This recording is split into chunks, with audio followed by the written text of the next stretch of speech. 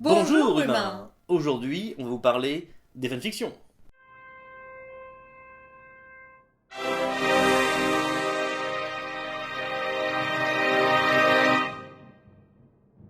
Une fanfiction ou fanfic est une œuvre écrite par des amateurs à propos d'un livre, d'un film, d'une série ou encore d'un jeu vidéo.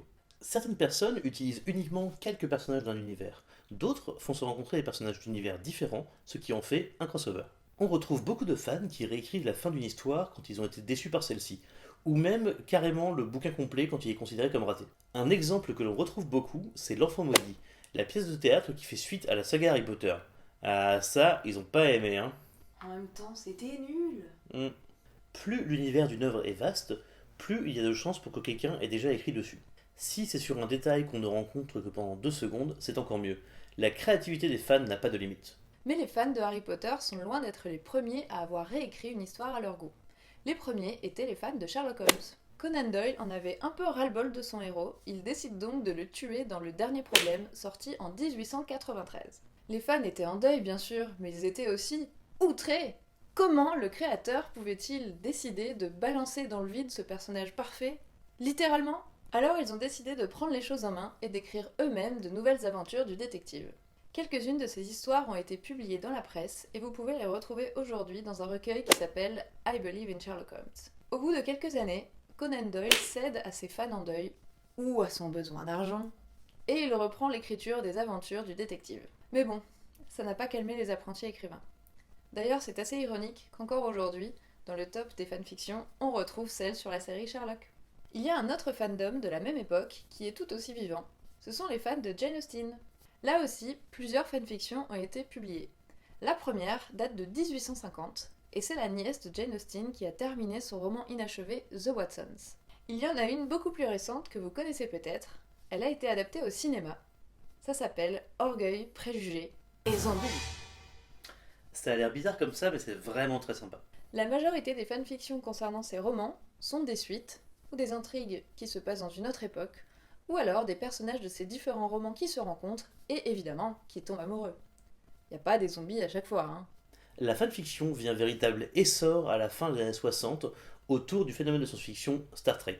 C'est d'ailleurs au sein de ce fandom que la fanfiction telle qu'on la connaît aujourd'hui est née. À l'époque, les Trekkies, les fans de Star Trek, font connaître leurs histoires à travers des fanzines, un mot valise désignant un magazine rédigé par des fans.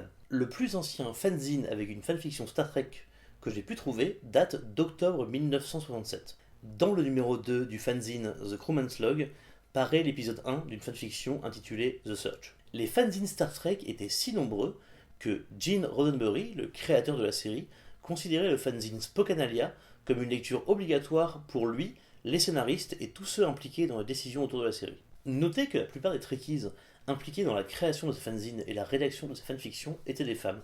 En effet, on estime que la fanfiction était un excellent moyen pour un public féminin de s'impliquer dans un fandom plutôt masculin. Depuis l'apparition de l'internet, le nombre de fanfictions a explosé. Le web rend le partage de ses écrits plus facile, mais deux autres phénomènes ont participé à ça. Le succès de Harry Potter et des séries télé. On se répète, mais plus l'univers d'une œuvre est étendu, plus il inspire les fans. Le moins qu'on puisse dire, c'est que l'univers de Harry Potter est assez vaste pour inspirer des centaines d'histoires. Des centaines. Il y a actuellement 794 000 fanfictions de Harry Potter sur le site fanfiction.net. Vaste, je vous dis. On peut trouver les personnages transposés dans un univers shakespearien, ou le contenu du journal de Tom Jeu du Sort avant qu'il ne soit transformé en Horcrux, ou encore la jeunesse de Minerva McGonagall. Ah, et une histoire à propos de la boutique de tatouage que Harry Potter et Luna Lovegood ouvrent à Seattle. Pourquoi pas? T'es sûr que tu lis tout là? Ouais, bon, il y a beaucoup d'histoires érotiques aussi. Bon. Et oui, on vous en avait parlé dans notre toute première vidéo. Les fans du couple improbable Harry Potter Draco Malfoy, surnommé Drarry, envahissent les sites spécialisés en fanfiction. On retrouve aussi Dramion, et Draco et Ginny aussi. Décidément, le blondinet se tape tout le monde. Le domaine dans lequel les fanfictions s'épanouissent le plus, c'est celui de la romance. Et les séries télé n'échappent pas à la règle. Par exemple, Supernatural. On retrouve beaucoup d'histoires sur Destiel, le couple formé par Dean Winchester et Castiel. Cette série est tellement méta qu'il y a de temps en temps des blagues là-dessus dans les épisodes, comme quand un démon demande à Dean où est son petit ami en trench coat. Bon, et il y a aussi moultes histoires sur le couple incestueux de Dean et Sam, dont le charmant surnom est Wincest, mais ça, on va essayer d'ignorer. On se moque, mais ça peut rapporter gros ces histoires. Figurez-vous qu'une des plus grosses ventes de ces dernières années, 50 Shades of Grey, était à la base une fanfiction de Twilight. Vu son succès sur les sites spécialisés, l'autrice E.L. James a supprimé toute mention de Twilight pour pouvoir publier son œuvre. Depuis, elle en a vendu 125 millions quand même. Dire que tout ça a commencé par une série de posts sous le pseudo Snow Queen Ice Dragon. Elle a eu de la chance puisque Stephanie Meyer, l'autrice de Twilight, encourage l'écriture de fanfiction. D'autres auteurs, comme Robin Hobb, qui a écrit L'Assassin Royal, sont complètement contre. Robin Hobb, par exemple, pense que chaque écrivain doit trouver ses propres idées et que ça crée forcément des problèmes au niveau légal. Et oui, parce que si vous écrivez de la fanfiction, vous êtes hors la loi. Mais pas mal d'auteurs connus encouragent les fanfictions, comme mes écrivains préférés du monde entier, Neil Gaiman et J.K. Rowling. Je vous entends penser, créer des fanfictions, mais pourquoi faire ? Eh bien, ce n'est qu'un moyen de plus d'exprimer sa passion pour quelque chose. C'est pas si différent de porter un t-shirt geek, d'aller dans des conventions, ou d'ouvrir une chaîne YouTube nerd. Alors ça va, hein ?